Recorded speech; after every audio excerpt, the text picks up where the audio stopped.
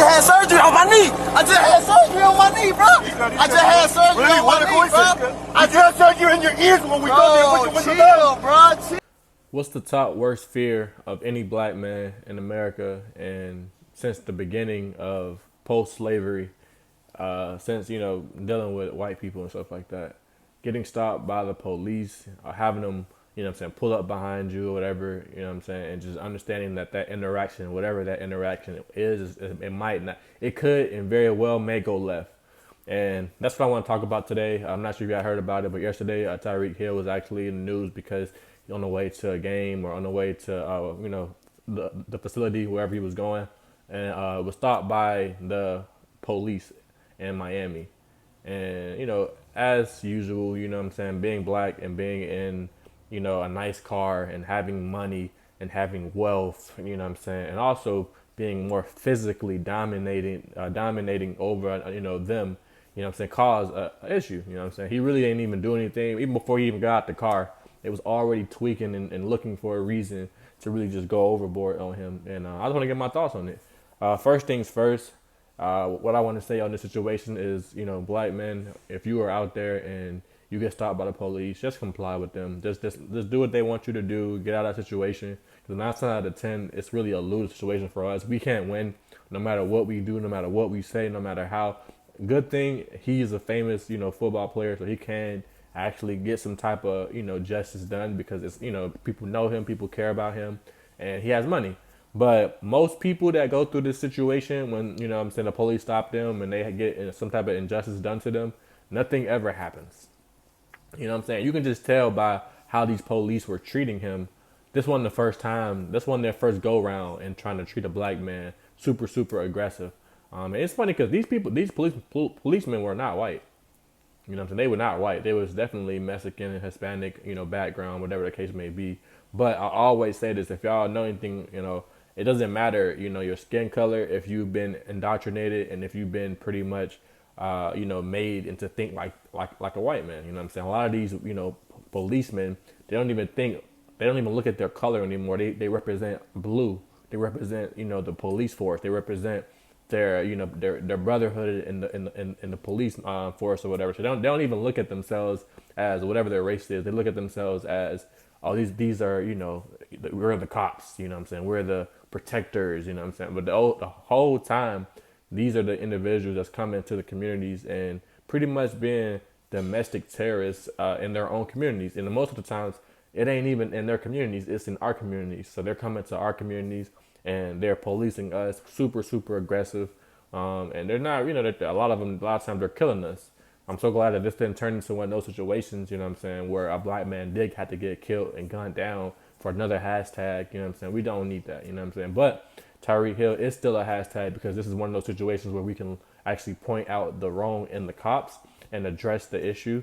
But a lot of this, it's really going to stem down to systematically, the system is literally built to chase black people. Like they literally, if y'all know anything about the invention and where the police force came from, it was literally a slave catching, trying to catch niggas and stuff like that. It's not to protect nobody. It wasn't even for all that, And I think that, it's very telling that, years and years later, we're still having this conversation, and it don't even got to be from a white person at this point. It could be from a Mexican person. It could be from a black person. It could be from any person with that uniform and with that badge. Because at the end of the day, it's a mindset that comes with that.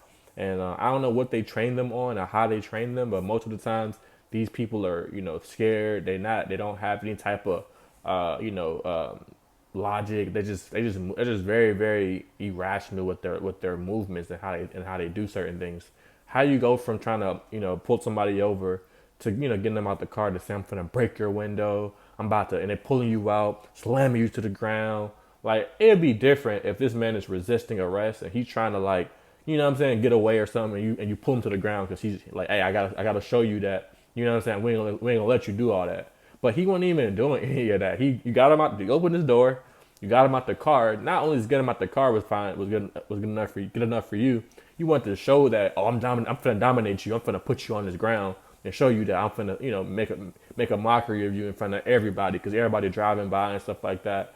So to me, you know, I'm not big on like conspiracy theories or anything like that, but it definitely looks like it's just a very they're trying to like demasculinize and like I don't know if I'm saying that word right. I might be saying it wrong, but they're really just trying to pretty much put a mockery, you know, on the black man, and it's crazy because in 2024 we have to still deal with the police and understand that, you know, anytime that we are, you know, getting pulled over, it's a very high possibility that we could die.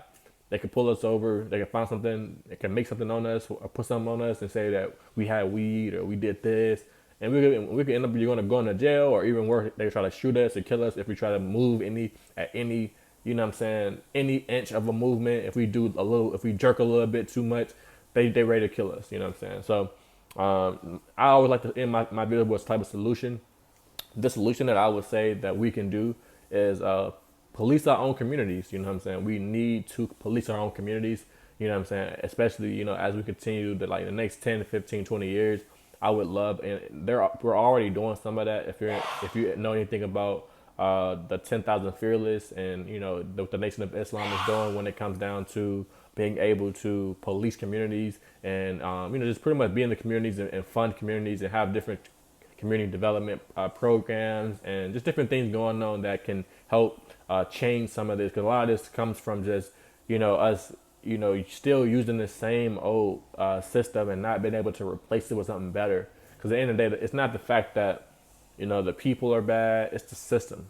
So until, you know, as long as we're still in this system, we're going to continue to go through the same exact problems that we're facing, because it's not a people issue, it's not a person issue, it's not a one person issue, it's a whole entire systematic issue with the whole entire you know, police department that has to be addressed, and honestly the whole entire U.S., you know, government as well.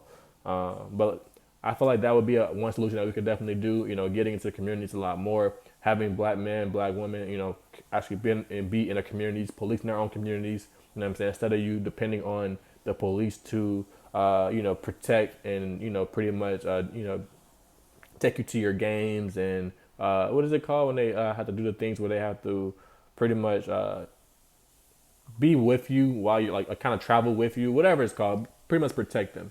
You don't have to necessarily use them to do that. If we can go within ourselves and actually use each other to police each other at the end of the day, because that's all it is. That's all we need the police for, anyways. We don't need the police for anything other than to protect against an outer issue. And at the end of the day, the biggest issue that we typically have is within ourselves, killing each other.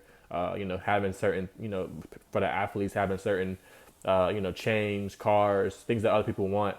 And people see that and they're like, hey, I want that. So we got to protect ourselves from each other, if that makes sense.